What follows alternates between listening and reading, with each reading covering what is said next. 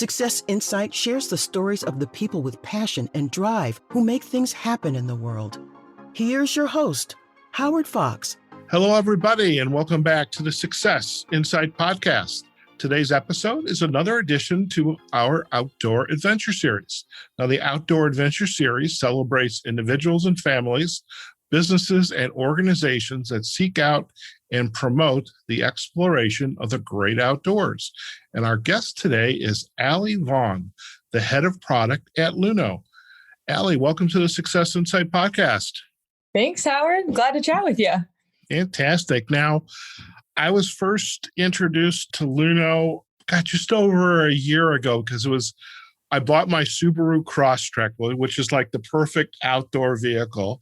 And I was starting to explore, how can I do like one-day campings? Because I'm not a diehard camper, never done it, probably could do it, but I was just looking to get out to the desert for a day, and I came across Luno and the mattress, and just a really kind of a fun experience. And it's been great to get to know the folks at Luno. And you've got really in the year that you've got a lot of products going on within your list of gear that you provide. We're going to talk about that. But first, I would love if you could share a little bit about what does it mean to be a head of product, and how did life kind of evolve to where, you're out there in beautiful Santa Barbara, which I am envious about.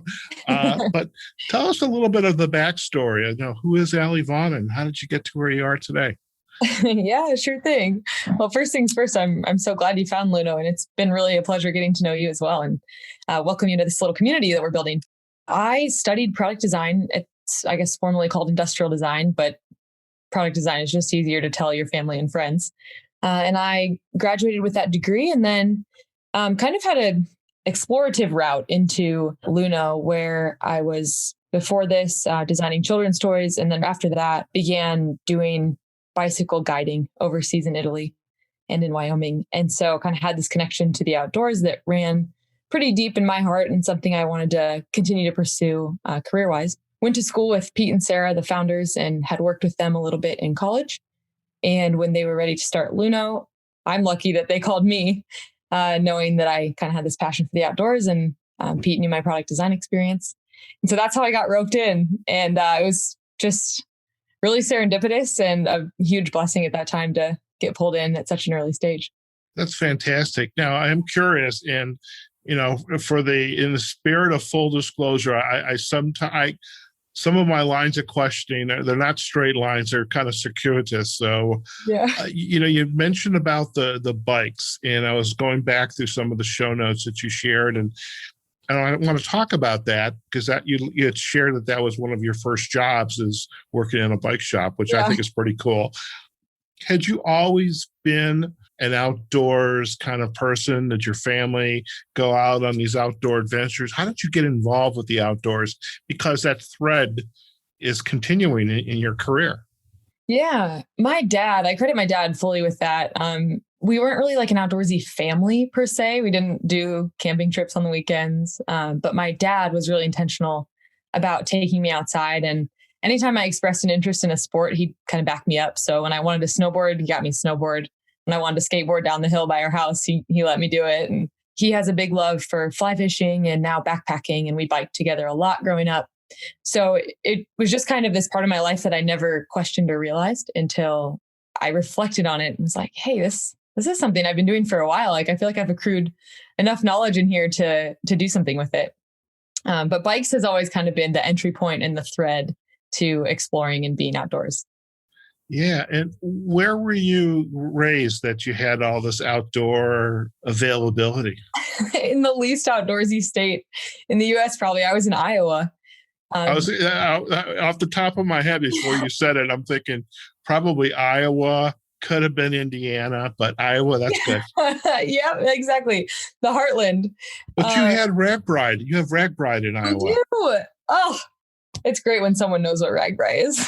Yeah. Well, tell it for our listeners. Allie's going to share with us what is Ragbrai. Yes, Ragbrai is my favorite thing to promote. It's Register's annual Great Bike Ride across Iowa. The Des Moines Register is our newspaper. And it is an epic 7-day bike ride across farm roads and highways through all these little towns in Iowa, from river to river. So back tire and then front tire into the two rivers, Missouri and the Mississippi. Took me a second there. And I actually grew up doing that, since I was like 8 years old. My dad stuck me on a tandem. Oh, wow. And then eventually got my own bike. And then we rode it a bunch of times together with my uncles. And that was always a huge summer adventure that I got to go do with all the guys. Just got to be tagged along and ride my bike across Iowa. That's fantastic. I had a couple 60-mile bike rides in me, I think 3 of them. And my best friend at the time, I know he did Ragbrai, and I know a couple other folks that have as well. But yeah, I never had the pleasure. I think I would have needed a really nice road bike because, any just slogging around in a mountain bike, just that would have killed me. No, I agree. The road bike and the efficiency of the road bike make a huge difference, especially because you don't realize it, but Iowa gets pretty hilly in certain places. The route changes every year, so you don't really know where you're going until a couple months before. But there are a couple of people who have chosen more interpretive routes. There's a guy who unicycles it, and I have seen someone who rollerblades the whole thing, which is just insanity. That is insanity. I can't imagine. So how did you get your first job working in the bike shop? Because I always thought that's pretty cool. You get to get down and dirty with a bike. All the tools are literally right within arm's reach. So you can set up a bike shop anywhere, literally. Yeah, this was, again, a very fortuitous kind of moment of my life, and definitely a defining moment. My dad had always frequented this bike shop called Bike World in Iowa, and Forrest Ridgway is the owner. And as a kid, I would come in there and rip around on the bikes and play with all the stuff and probably mess up most of their displays. But he always welcomed me, and we bought all our bikes from him, all our gear from him. And he said, when I was a kid, when you turn 14, I want you to come work at my bike shop. And so the day I turned 14, I walked in there. I was like, Forrest, I'm 14. I'm ready to work for you. And he gave me the job, and I worked there all through high school and then a little bit into college, and just grew to really love my time at the bike shop. That's fantastic. Now, when you went into college, where did you go, by the way? I went to Iowa State University. Iowa State. Is that okay? Now, my best friend's wife will probably cringe, but is that the Hawkeyes? That's the Cyclones. Okay. Sorry, Jill. Sorry. So, all right. So you went to school at Iowa State. And you studied industrial design there. Correct. How did you end up in that type of profession? I first started in architecture, actually. Since I was 8 years old, I wanted to be an architect and envisioned myself. I used to build little buildings out of cardboard and design all these things. And but I got into architecture and became kind of disenchanted with the way it was very different than what I envisioned it to be. I thought it would be very creative and iterative and fast and fun. And it was actually much more of like a slow, methodical process. And I think that first year, I really just, something changed in me. And I was, again, very serendipitously, I was walking out of the design college to change my major into business, because I always kind of had this business interest. And I ran into a professor of mine, and she said, I think you'd be a good fit for industrial design. And I knew her pretty well. She knew me pretty well, and walked back upstairs and changed my major and loved it immediately. So I couldn't have found better for myself. And I think a big part of that too is my dad was really handy and is really handy. And we were always building stuff and making stuff at my house. So I felt pretty confident doing that. Just jumping ahead for a second, this thread then to Luno and to the products is kind of like the incredible logical journey. I mean, plus your love of the outdoors as well. And so when you got out of college, you've got this degree, how'd you end up doing bike tours in Europe? Well, I had a great job before designing toys for a company called Tegu. And I lost that job kind of out of the blue and didn't have much else to do at that point. Kind of happened quickly and for some reasons out of everyone's control. And then decidedly had this opportunity passed to me by a couple of people that were like, hey, I think you'd be good for this. I think you'd be good for this. And they were specifically hiring cycling guides that spoke Italian and had pretty good working knowledge of bikes, both of which I had. And that is serendipitous. Yeah, I know. It was the perfect timing. So I actually bought a one-way ticket over to Italy and to go interview for the job, which was probably the riskiest thing I've ever done. That's confidence too, one way. I did feel a little bit confident about that opportunity. They don't have a great acceptance rate, but I felt like I knew the stuff they needed at the time. And so, yeah, I ended up getting the job and just staying over there and working for a few months with them, leading cycling tours, these week-long tours across in different cities of Italy. That's fantastic. And with the work doing that, when you're doing these cycling tours, are you carrying everything you need? Like the tent, the padding, the food, the water? Are you carrying everything, or are you riding and you've got a transport vehicle? Yeah, much more the second. It is a luxury vacation in a lot of ways. Backroads covers everything. They've got everything thought of. Luxury hotels, really nice meals, couple of vans following you with bike repair on hand, snacks on hand, everything you could need. So it's a really fun service-based job because you're providing a really awesome experience for people. Okay. Yeah. Now, how'd you end up then back into the US and kind of hooking up with Pete and Sarah? Yeah, I got a call from Pete when he was testing the product in Iceland.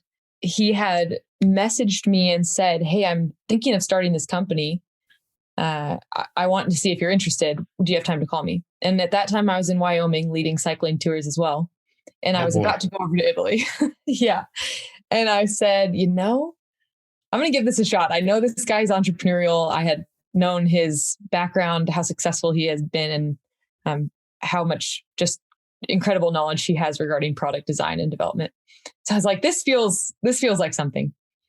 And so we were coordinating time zones while I was working, and he was in Iceland, and heard from him and what his vision was for the company. And so I said, hey, I'm going to Italy, but if this is still a thing in a couple months and all goes as you've planned, I want to do it. And so when I was in Italy, I, kept in touch with him, signed a contract while I was over there. And I was really ready to kind of sink my teeth into something more product related at the time. So it came at a perfect time for me in my life with the transition I wanted to make.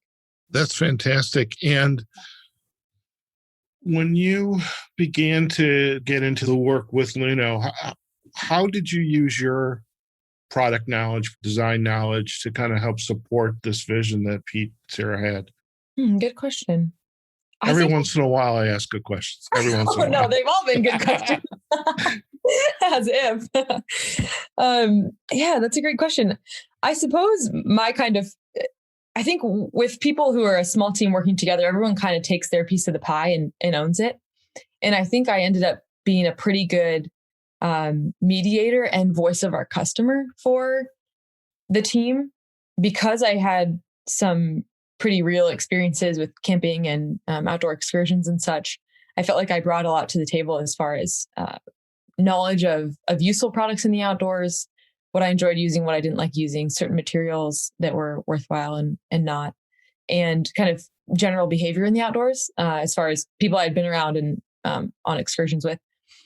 And then I think kind of Pete was on the business and the development side. He had a very keen knowledge of that.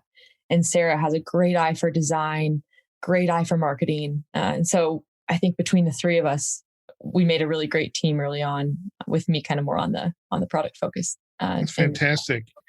And when you began to launch, beginning with the mattress, and by the way, this is the Luno Life mattress. You got lunolife.com and pick yourself up one. It's great. It fits so nicely into my Crosstrek there. How did you begin to incorporate the voice of the customer into this? Because we've had a couple conversations with a couple of the Luno ambassadors who have taken to going around the country with their mattresses. So, and I'm curious how that voice of the customer comes in for the mattress and also the other products that you're producing. Yeah. I think one of the big things that comes to mind when you mention that is the initial shift we had to make between our expectation and the reality of who was purchasing our products. This was obviously once we had some data. But early on, I remember making calls to a few of our first customers. I think we had, our first 10 orders. I emailed every single person and said, "Hey, can I call you and hear why you bought this, what you've liked about it?" And so I think just being on the ground and trying to talk to people was one of the first uh, and most obvious ways I could think of to bring in the voice of the customer. But like I mentioned, shifting our expectation was really big because product design in a vacuum is not necessarily good product design, right? You can design all you want for yourself or the three people sitting in the room with you, but until you understand what people's pain points actually are with the experience, you're designing a product for yourself. And so one of the biggest things was figuring out who our customer actually was and what their needs truly were, and being open to shifting when we learned something that was contrary to what we believed. And I think that's where I was adding value initially was through those conversations and those pretty bold shifts when we found out things that needed to change. So to put you on the spot, Uh-oh. who are your customers and what are their needs? Yeah, I think that has changed a lot since we first started. We kind of thought that this would be this hardcore outdoorsman, right? But what we found was our product actually invited a lot of people who were new to camping and who needed a lower barrier to entry than the gear required for a tent, because a tent requires quite a few pieces. I mean, if you're going to tent camp, sleeping pad, sleeping bag, some sort of cooking stovetop and such, and then, rain flies, all that jazz. So there's a lot more to think about when you're tent camping. Whereas if you have your car and you lay down a mattress, you can use pillows from home, you can use blankets from home, really low barrier to entry. But we had no idea that was our customer at first until people started sending us pictures and saying, "Oh yeah, my boyfriend got this because I don't like camping, but I love camping on my Luno. It's way more comfortable than home." And I think our age range dramatically changed from what our expectation was, because it is actually a lot more welcoming than we initially realized. And if I had to sum it up, I'd say that our customer is more or less the REI shopper, which is a huge range, but I think that's fair for our product. As somebody who lives literally, Allie, right above an REI, I love that. That's I love dangerous. that. Something, I use those words exactly. It's dangerous. Yeah. Because everything that I've needed, it's either come from, Big A in a box with a swoosh, or it's come from downstairs at REI. You're designing a lot of new products and have brought those to market. They're on the website. How did that evolution begin to evolve? I mean, going from the initial mattress, okay, if I'm sleeping on a mattress, the very next thing I need to worry about is a set of sheets, which I thought that's perfect. But then after the sheets, how did you begin to say, what's next? Yeah. A lot of that was our own experience, I would say. So one of the things that we do a lot of is using our product. I think I slept on that mattress the first year and a half I worked with Luno more times than I can even think back and count. It was just every weekend, probably 3 nights I was sleeping on it.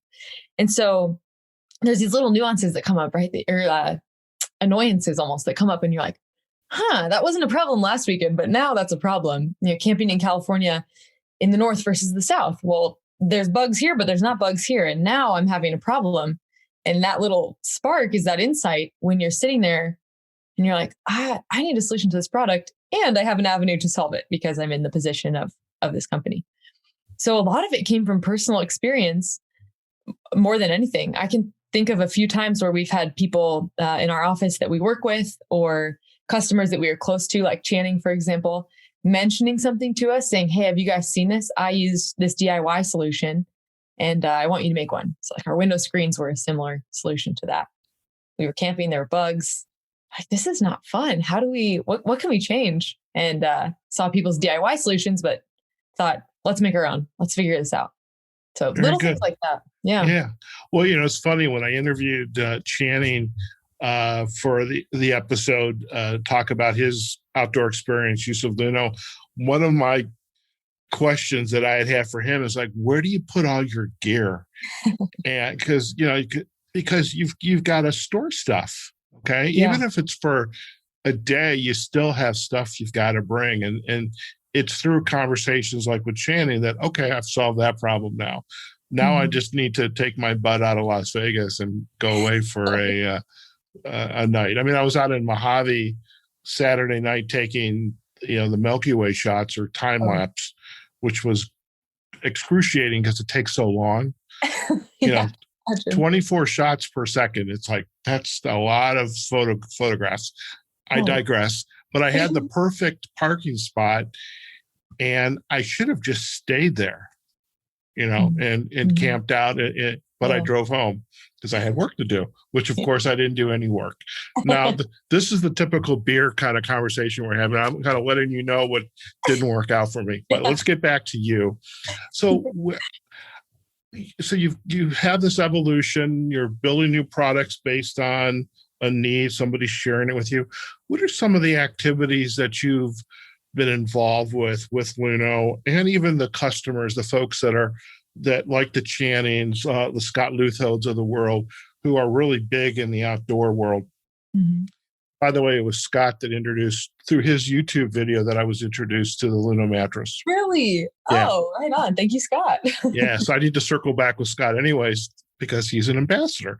Yeah. But how did you, come together with a lot of your customer base, break bread, have a cold beers and bottles of wine? Because, by the way, in Italy, I could see you were probably eating pretty well. Yeah. I sure was. Yeah.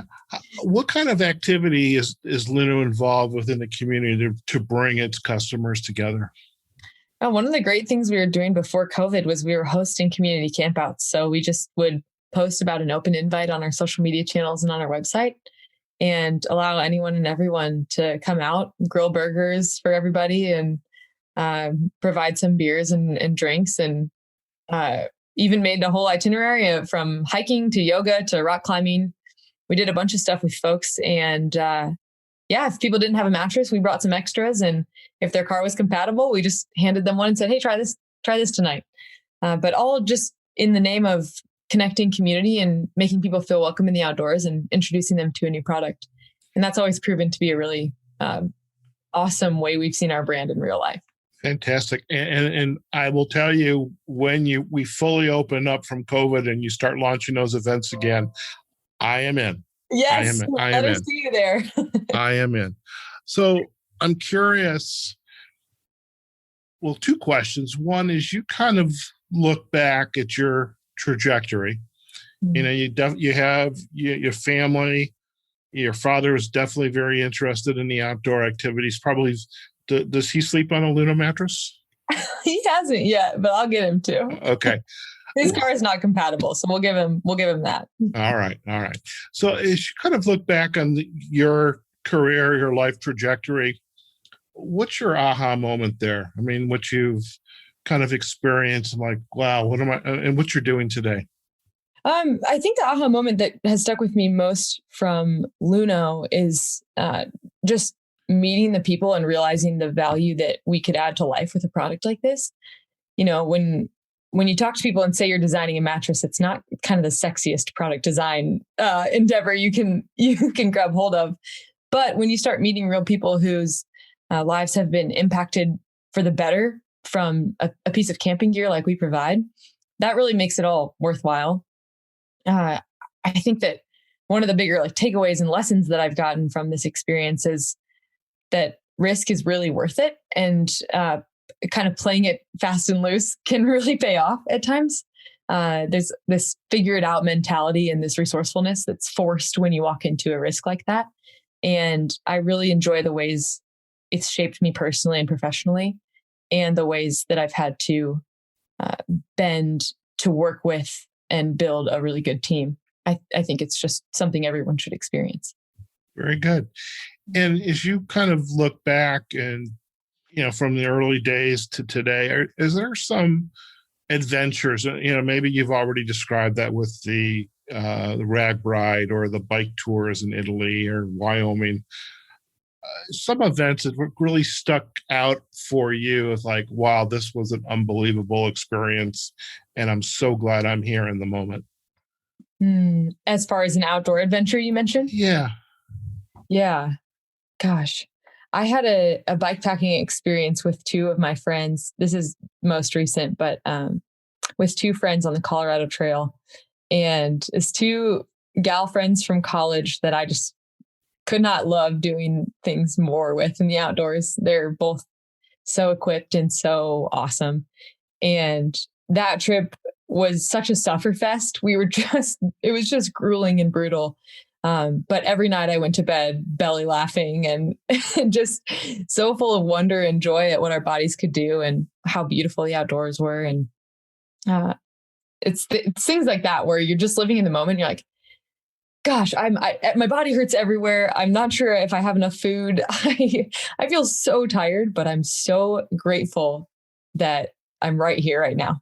I think that's one that really comes to mind for me. That's fantastic. And where do you see your career going? I mean, hopefully a long, happy career with Luno, but anything special that's still left for you that you want to accomplish? I mean, you've got your whole life ahead of you, but this feels like the kind of like the interview. What's your 5-year plan? What's your 10-year plan? But are there some things that it's like, I want to do this. This is going to happen. Yeah, if you said 5-year plan, I'm sure my dad would have loved to tune in and hear the answer to that. All right. I've always had a dream. This is so random. I've always had a dream of opening some sort of shop in the community, whether it's a side gig or full time. I've always wanted to have a bike shop, a coffee shop, a climbing gym, anything where I can show up every day and be in front of people and get to know people in the community. That's kind of a pipe dream for me at some point that I think I'll transition into something where I can see people more regularly and provide something fun for the community. That's a dream of mine. Well, that sounds great. I mean, I could, in my mind, anything goes well with coffee shops. So how about the combination coffee bike shop? Yes. Teach little kids how to take care of their bikes. Bring your beat up old bike and we'll teach you how to fix it, type thing. Yeah. The other dream I have is an adventure camp for kiddos. I think that would be really fun. It's a little bit bigger, but I think it would be really fun. Well, you're meeting so many great people who are in the outdoor adventure space that, something like that can most definitely happen. So you never know. Yeah, absolutely. Yeah. So Allie, if our listeners would like to learn more about the work you're doing at Luno or would like to perhaps connect with you socially, what are the best way on the social media, by the way? Yeah. I needed to clarify that. Where are the best places for them to go? You can always reach me through our website on lunolife.com. Our support inbox will always come to me if it mentions me. You can always follow along on Instagram as well. I'll pop in there from time to time to say hey, and people can always connect you over to me at that point too. Fantastic. Well, Allie, it's been a pleasure to kind of get to know you and really, again, the folks at Luno. You guys have been, Sarah, Pete have been absolute pleasures to work with. And, I want to thank you again. I mean, this is a wonderful product. And, when I moved to Vegas from Chicago, which is, that's a kind of another town area like Illinois, and in Iowa, it's like, okay, now what? What do I do? Yeah. We have a lake, though. We do have a lake. But it's been a wonderful year of just kind of getting to know, the environment around Las Vegas, the parks, and just knowing that I can get out and, spend the night, enjoy the stars, and zip back home afterwards. So Luno's been a fantastic addition to the back of my car because that's where it is. But thank you, Howard. Thank you so much. And, look forward to once we fully come away from COVID is those little adventures you guys are going to plan. Because like I say, I'm in. Hey, we're waiting for you. I'll be so excited to see you there. It'll be a blast. I can't wait to start those up again. Fantastic. Well, Allie, once again, it's been a pleasure to have you on Success Insight and the Outdoor Adventure Series. Thank you, Howard. Great chatting with you. All right, folks. We have just been chatting with Allie Vaughan. She's the head of product at Luno. And, what more can we say? I mean, this is the Outdoor Adventure Series, and it's really, it's the people who help people like me get out and have those adventures. And there's, really with a line of products that are designed to, solve the issues of what it means to get out and, do it, cost effectively as well as safety wise and comfort wise. And so getting to know the folks at Luno, at Pete Ducato and Sarah and Allie, it's just been a wonderful experience to get to know these folks, and definitely I'm looking forward to some of the future parties. So gives me another reason to get in the car and go further west. So I hope you enjoyed today's podcast episode. Do let us know. You can visit us on successinsightpodcast.com. And you can also find us on Facebook and LinkedIn, Success Insight Podcast, as well as the major podcasting platforms, Apple Podcasts, Google Podcasts, iHeartRadio, Pandora. I'm missing a couple, of course, Spotify, because we have our outdoor adventure playlist. So you can not only hear this episode with Allie, but all the other outdoor adventure episodes that we have recorded. So lots of places that you can get to know more about us, and also the really phenomenal guests that we have had on the show. All right, folks, wherever you are, whatever you're doing, go out there, have a phenomenal day. And we will see you on the next episode on the Success Insight Podcast and potentially the Outdoor Adventure Series. Take care now. Success Insight is a production of Fox Coaching and First Story Strategies. Find us online, successinsightpodcast.com.